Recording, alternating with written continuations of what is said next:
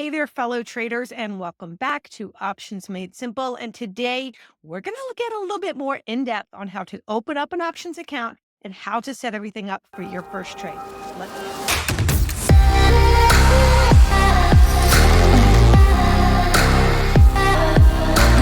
So before you begin trading options, it is so important to have a basic understanding of investing. You should know where you want to start and what your goals are here. This is designed for those of you who've already been investing in stocks or mutual funds and want to take it a step further. The world of options can be super complicated unnecessarily. My goal here is to break that down, demystify it, take out some of that jargon, and make it something that you and I can do together. Now, when opening up an account, you may find that you want to keep all of your assets in one place. If you already have a Fidelity, a Schwab, or a Merrill account, you may want to stick there and open up another account. On the other hand, you may be working with an advisor on one of these platforms and want to do your own trading and select your own platform for an options or a trading account. And that's fine as well. No matter what platform you use, they're going to request the same basic information from you. They're going to ask for personal details like your social security number, employment status, and they're going to want to know things like whether or not you're subject to any backup withholding. Now, they're also going to ask for things like your income and investing experience, but don't let these questions intimidate you. Some platforms also require a margin account for options trading, and we'll talk more about margin in just a moment. The other concept that catches a lot of people off guard in the application are the various levels of options trading that you can apply for. I'll break these down so that you know exactly what they mean and what options to select. Keep in mind that some firms do require a minimum of $2,000 or more to set up a margin account. And if you want to do something like day trading, you may need a minimum of around $25,000 or more in the account. I don't typically do day trading, but I will show you where that is and how to set that up on an account as well. At the end of filling out an online application, you'll be presented with super long documents and disclosures. You'll need to check off that you understand these, sign, and you're good to go. That's the application process. Now, keep in mind that the disclosure documents can be quite lengthy, but you do want to make sure that you understand certain verbiage and rules listed inside of them. This can feel a lot like a mortgage document, and I, for one, did not understand all of the pages of my mortgage document, but I did understand the outliers. I wanted to understand my best and worst case scenarios. If I default on a mortgage payment or if I want to make my payments ahead, things like that you might want to think of ahead of time if you have any questions that aren't covered in the documents or that I don't cover today. They're generally the same across all brokerage firms, and most everything in these documents and disclosures is public knowledge and is out there readily available. But it can be pretty hard to find in these 10 or 50-page disclosure documents. Now, one of the most important risks to understand that are outlined in them is the risk of getting a margin call. Trading on margin is essentially taking a loan from a firm so that you can trade with more money. So instead of buying $1,000 worth of stock, you could buy $2,000, or instead of buying $25,000 of stock, you can buy $50,000. With a margin call, the firm will require you to either deposit the funds or they have the ability to sell your holdings and repay themselves the loan. So be sure you know how to control your risk and know the outliers, which when I'm coaching, I will teach you to understand on every trade. But this is the best and worst case scenario and exactly how much you might be borrowing at any given moment, so that if you had to go collect and repay on that, you'd be able to do so. Most traditional firms do require an account to be margin if you want to trade options, but some new ones don't, such as Robinhood. So that's just something to keep in mind and check on your own platform with before you open an account and start trading. If margin is something that you don't want to mess with or something that makes you anxious, know that in advance. Now, let's walk through actually setting up an options and margin account on each of these platforms. I think it's super easy, and I often think visuals can really help. Let's start with the Charles Schwab platform. I already have Schwab accounts, so I am logged in under my profile. It's allowing me to open another account. I'm going to start here, and once you click on that, you're going to be on an easy landing page that outlines what a basic brokerage account is. In this case, there's no monthly fee and no account minimum to get this open. Now, it's going to walk through some personal and regulatory information. It's going to ask for your contact information. It's going to ask for a backup contact, trusted contact or beneficiaries for your account. Enter all of that in. Then it's going to go into why you're opening this account. It's also going to ask your occupation and employer, which I've already put in, if you are part of a company or if you are registered as an investment advisor. When trading options, generally you don't want to be having debit or credit cards or doing any kind of banking features on these accounts. Now, next page is where it gets a little bit more in depth. I'm going to add a margin to this account, which we just went over. If you are not comfortable with this, don't check it. I like to have all the bells and whistles there, understand what I have available to me. Like anything else in my toolkit, I'm probably not using it all in the point, but I do like to have it there. You'll see in some cases where it can be beneficial to have it just in the scenario that you need to back out of a trade quickly. Next up, it's going to ask if we want options trading, which of course that is our goal here. When it comes to Schwab and with some of the others, they have some very cool online trading software such as Thinkorswim. Next page here is where it's going to go over the different levels of options. These are really important. Let's start with level 0, which is the most basic level of options. It's if you own a stock in an account and you want to sell a call against that stock, called a covered call. The worst case scenario is that the option is assigned and you have to sell your stock at the price you agreed to sell it. So there's not a ton of risk there. Level 1 is where the brokerage firm starts to take on some risk.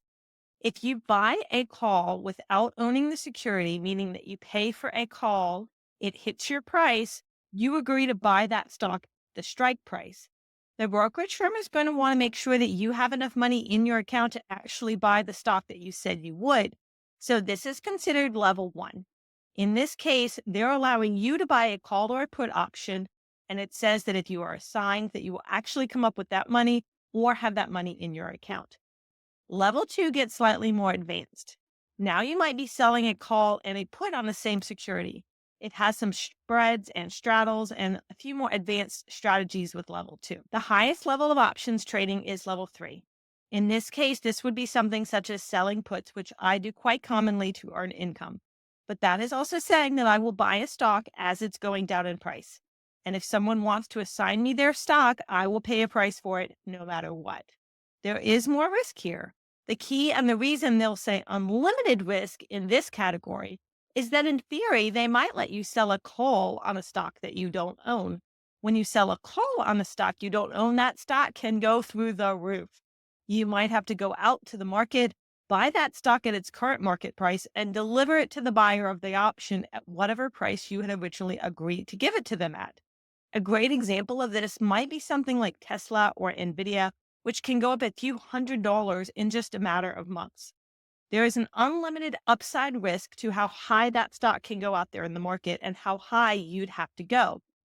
Think of it like agreeing to sell someone a one-of-a-kind custom vintage Porsche that you don't own.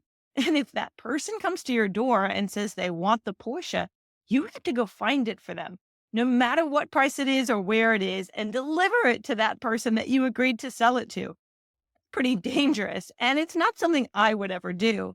I would never sell an uncovered call, but I would sell something like an uncovered put that I know the farthest it can go is to 0. So no matter what I buy, I know that the maximum risk is whatever price it's at now, all the way down to 0. That's a very defined risk for me, but it does fall into level 3 options trading. So you could put level 3 on your account and not necessarily use all those crazy strategies that have unlimited risk. So select whatever you're comfortable with. From there, they are going to ask about your finances and trading history. Don't get too bogged down in this. Put whatever you'd like for your net worth and income. As far as your investment history and knowledge, don't worry about being too exact. They're generally going to want to know that you have at least 3 years of experience trading in something like stocks and fixed income. In my case, I have been in this my entire career, stocks, options, and bonds.